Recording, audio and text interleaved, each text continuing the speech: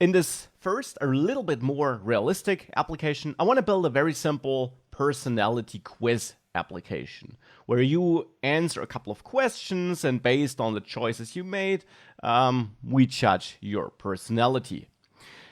For that, we'll use that current application we have here, this very lean application where we right now only output the default text, and we'll build up on that to present a question and some buttons that allow the user to choose an answer. Now, for that, we certainly need a text widget to output the question, and below that, I want to have a couple of buttons that allow the user to choose different answers. And now here's a problem. We have body, and body is the place where we add the widget that should be shown in, well, all that white area. And body only takes one widget. I can't add a second widget here. I can't add another text. Second text, you already see I get an error here because now this would actually not be passed as an additional value to body, but Dart would try to parse this as a positional argument passed to scaffold, which doesn't take any positional arguments here. So that does not work, and we also can't concatenate this by adding a plus here. All of that doesn't work. We can really only pass one widget here to body, so what can we do? I want to pass more than one widget. I want to have a text and a couple of buttons.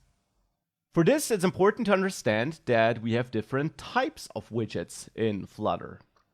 We have the visible widgets, which are related to user input and to outputting data. Things like a button or a text or a card. And we have only seen the text from all these examples here thus far, but there are more widgets like, well, the raised button, which renders a button, and other widgets. And we'll see all of those throughout the course. Now, these are the widgets which we see. We see a button, we see the text, right? That is what we see, and that is, of course, crucial for any application. But equally crucial are invisible widgets that help us with layout and with controlling how our widget tree behaves and how it looks like. And there we got things like row, column, list view, and so on. These are also widgets that ship with Flutter, which we don't have to build ourselves, which we don't see themselves, but which help us with structuring our content. So these widgets give our app structure and control how visible widgets are drawn onto the screen, and therefore, of course, they're super important.